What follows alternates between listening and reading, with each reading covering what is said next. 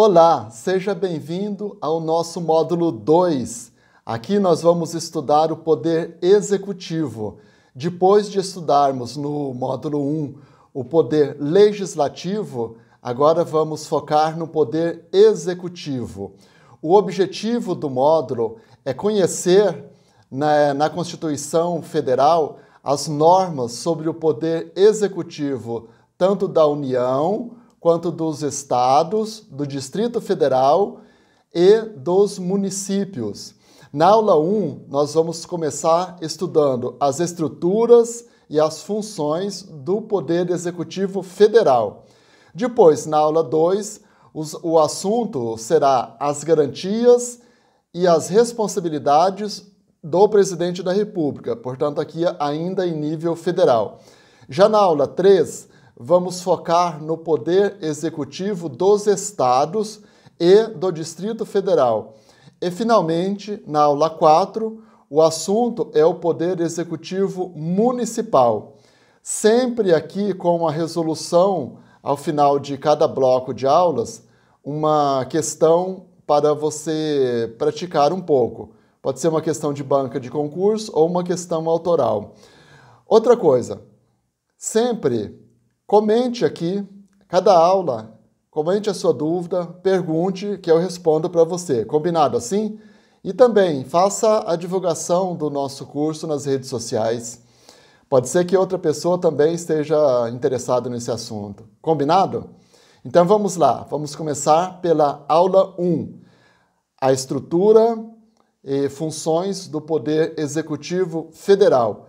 O objetivo aqui é identificar e compreender como essa teia se dá, né? As estruturas, funções que compõem aí toda essa grande estrutura do Poder Executivo da União. Vamos começar entendendo o seguinte: o Poder Executivo no Estado Democrático de Direito, que é a forma de poder, então no Estado Democrático de Direito, a forma de poder é a democracia. Então pode ser, exercido de diversas formas, sendo as principais delas o parlamentarismo e o presidencialismo. Vou fazer uma diferenciação aqui agora em relação a essas duas formas, só para a gente compreender um pouco. No presidencialismo, que é um sistema de governo, o poder executivo é o poder de comando do chefe de Estado e chefe de governo. Então, portanto, aí nós temos duas personas, duas formas. Esse poder se materializa em chefe de Estado e chefe de governo do presidente da República. Então, no presidencialismo, nós temos uma só pessoa exercendo duas mega funções, ser chefe de Estado e chefe de governo. Então, nós vamos entender um pouquinho como se dá esse entendimento. Pelo princípio da simetria, ele se desdobra nos níveis federativos subsequentes, lá em governadores e prefeitos, prefeitos municipais também. Cabe aqui uma diferenciação do que seja chefia de Estado. Então, nós temos a forma de Estado, que é a federação, e a chefia de governo, que é a forma de governo, que é uma república. Então, vamos lá. Chefia de Estado é o poder mais elevado de um Estado-nação. É um poder exercido, portanto, perante as outras nações. Ele é mais protocolar, mais cerimonialista. Então, representa a soberania de um país. Então, tem poderes para formar acordos internacionais. A forma de sua origem vem da tradição do país. Então, ele pode ser pelo sangue, então esse poder de Estado pode ser transmitido pelo sangue. Em países de monarquia, por exemplo, como a Inglaterra, se passa o poder dessa forma. Pela força, também se consegue o poder de Estado, pelas revoluções, ou pelo poder do voto, como é o caso do Brasil. O Estado Democrático de Direito nos dá essa prerrogativa de escolhermos dentre o povo alguém para chefiar a nação. A chefia de Estado, por outro lado, é atribuição única, privativa e indelegável do presidente da República. Então vamos entender o seguinte: temos no primeiro momento a chefia do Estado e temos chefia de governo. Então vamos entender agora, para ficar mais fácil para você, vamos fazer um exemplo bem simples. Porta para fora é chefia de Estado, porta para dentro é chefia de governo. Então faça uma analogia como se fosse a sua casa. Então lá fora você tem uma chefia de Estado, a relação com outros países, seria como vizinhos, por exemplo. E a chefia de governo é a chefia administrativa interna do governo, em território nacional. Assim fica mais fácil de entender. Então vamos analisar primeiro a chefia de Estado. É atribuição única, privativa e indelegável do presidente da República e está prevista expressamente lá no artigo 84. Agora presta atenção, porque o artigo 84 tem diversos incisos. Então, especificamente sobre a função aqui de Estado, são os incisos 7º, 8º, 9º, o 12, o 13, o 19, o 20, o 21 e o 22. Então, esses incisos aqui dizem respeito ao presidente da República como chefe de Estado. Então, vamos lá. O inciso 7º fala que é prerrogativa única e indelegável do presidente da República manter relações com estados estrangeiros. Então, como chefia de Estado, como eu disse, porteira para fora, ou seja, lá fora ele tem que fazer esse papel, manter as relações com estados estrangeiros, ou seja, com outros países. No inciso 8º, fala celebrar tratados, convenções e atos internacionais. É claro, que depois esses documentos devem ser aprovados pelo Congresso Nacional. Mas em um primeiro momento, é o presidente da República que participa desses congressos, desses eventos multilaterais com outros países, e aí vai dizer, olha, tenho interesse, a minha nação, como eu sou o chefe da nação, a minha nação tem interesse em participar. Vamos ver um acordo internacional importante? O Mercosul, a Organização Mundial do Comércio, são acordos multilaterais. Então, quando o presidente da República vai lá fora tratar disso, ele vai lá sozinho, depois ele traz essa demanda, se passar pelo Congresso Nacional, aí sim isso adentra ao país como uma lei. Esse acordo internacional, esse tratado internacional vai ter força de lei, e aí se for sobre direitos humanos, por exemplo, tem que passar pelo Congresso Nacional, e aí tem que haver uma aprovação. Então, olha só, continuando. Vamos lá pelo inciso 9º. Declarar o estado de defesa e o estado de sítio.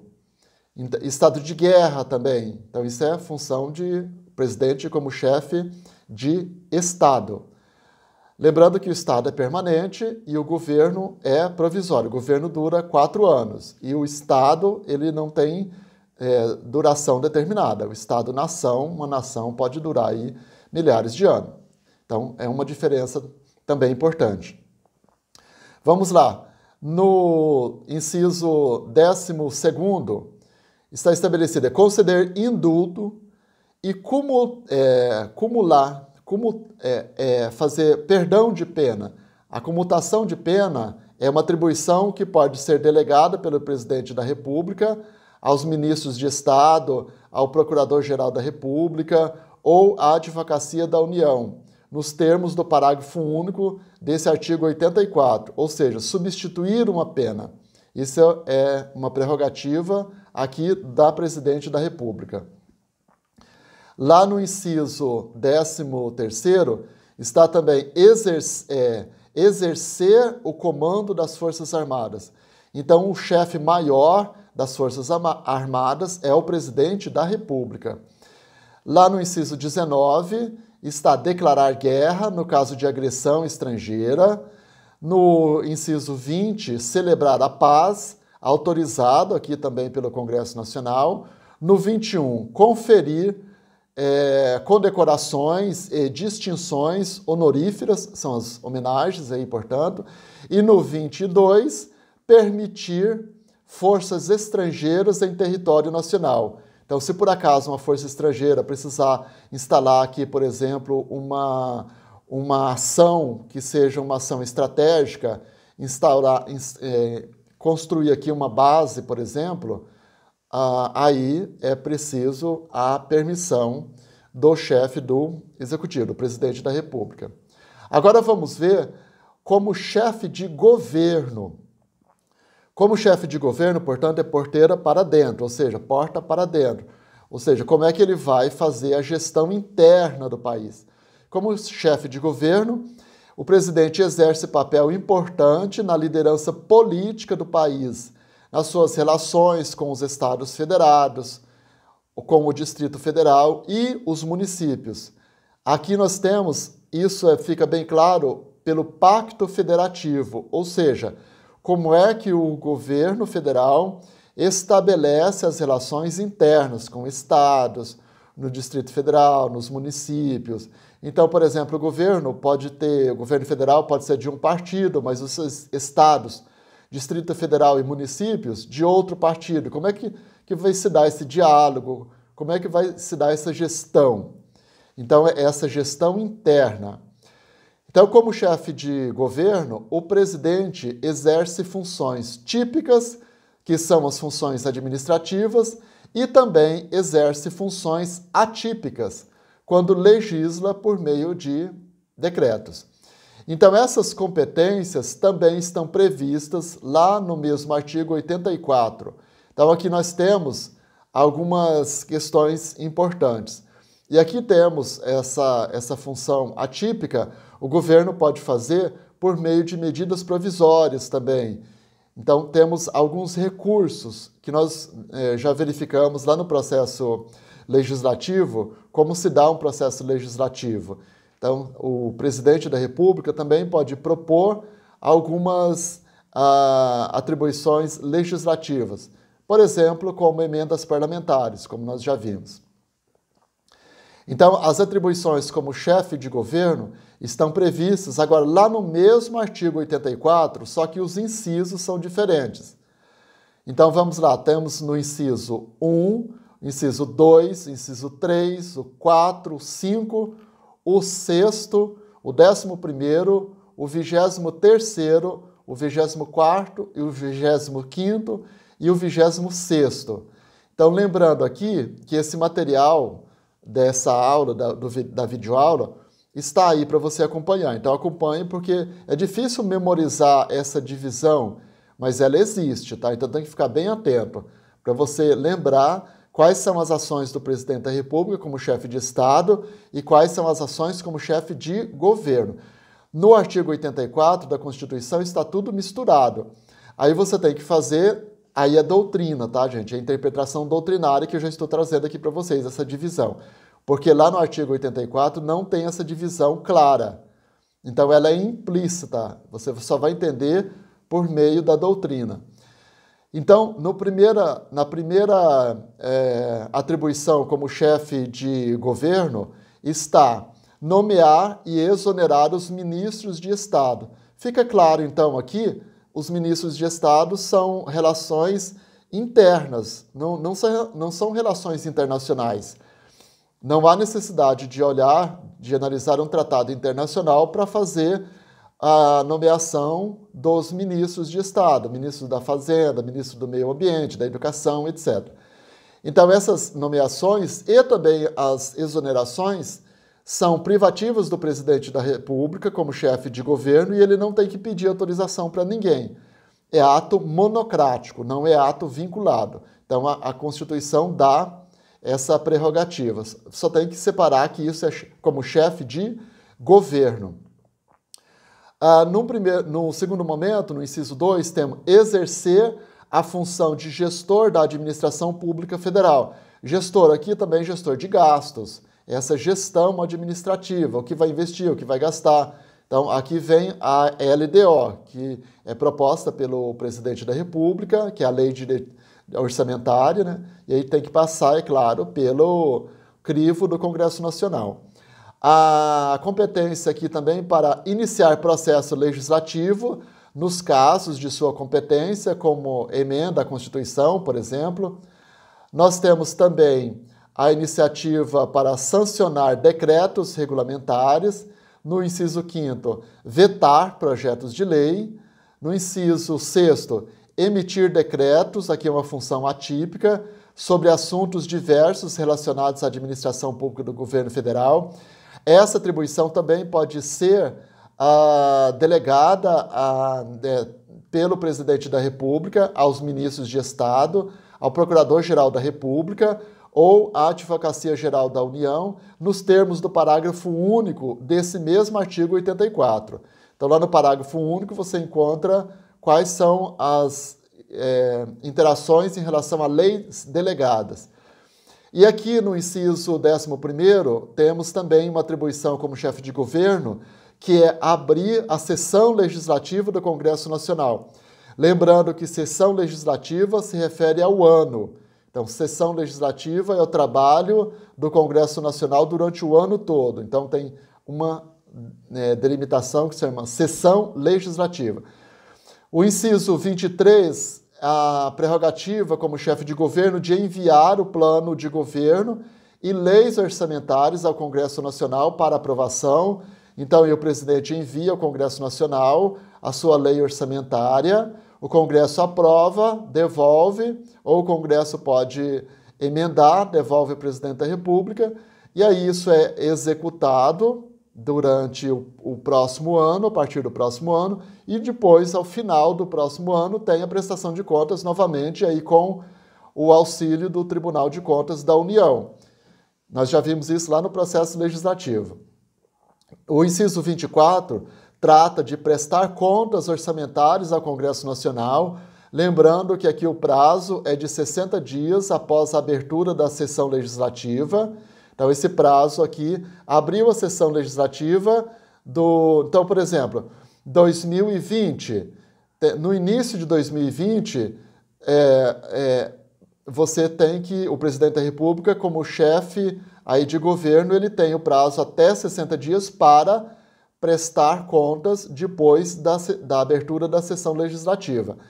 Então, essa prestação de contas se diz respeito ao ano de 2019. Então, terminou o ano de 2019, lá na primeira sessão legislativa, aí já começa a contar o prazo de 60 dias para o presidente da República prestar contas do ano de 2019. Então, ou seja, são 60 dias depois da abertura do ano, presta conta dos gastos do ano anterior. Então, isso faz sentido, né? Você gasta num ano e presta contas no próximo ano. O inciso 25 fala de prover e extinguir os cargos públicos federais na forma da lei. Aqui, gente, atenção, o presidente da República pode extinguir os cargos vagos. Eles podem ser extintos por decreto, mas somente os cargos vagos, ou seja, aqueles cargos que existem, mas não estão sendo ocupados por ninguém. Porque se o cargo não estiver vago, aí é por meio de lei que tem que passar por aquele processo legislativo. Essa atribuição também pode ser delegada pelo presidente da República, aqui de extinção dos cargos vagos, aos ministros de Estado, ao Procurador-Geral da República ou à Advocacia Geral da União, nos termos lá do parágrafo único desse artigo também. Então, esse parágrafo único é muito importante, tá? No inciso 26, também, o presidente da República, como chefe de governo, pode editar medidas provisórias com força de lei. Aqui também é uma função atípica, nos termos lá do artigo 62 da Constituição Federal, que trata de medida provisória, como nós já vimos lá no processo legislativo. Importante destacar que esse não é um rol taxativo de prerrogativas do presidente da República, pois o próprio artigo 84, no inciso 28, traz a expressão exercer outras atribuições previstas na Constituição. Então, fique atento aqui, só que dessa informação. Não é um rol taxativo, é um rol exemplificativo. Agora vamos ver qual é a diferença em relação ao parlamentarismo. Só que vou fazer um intervalo para a gente descansar um pouquinho e eu volto na continuação dessa aula no próximo vídeo. Combinado? Um abraço, tchau!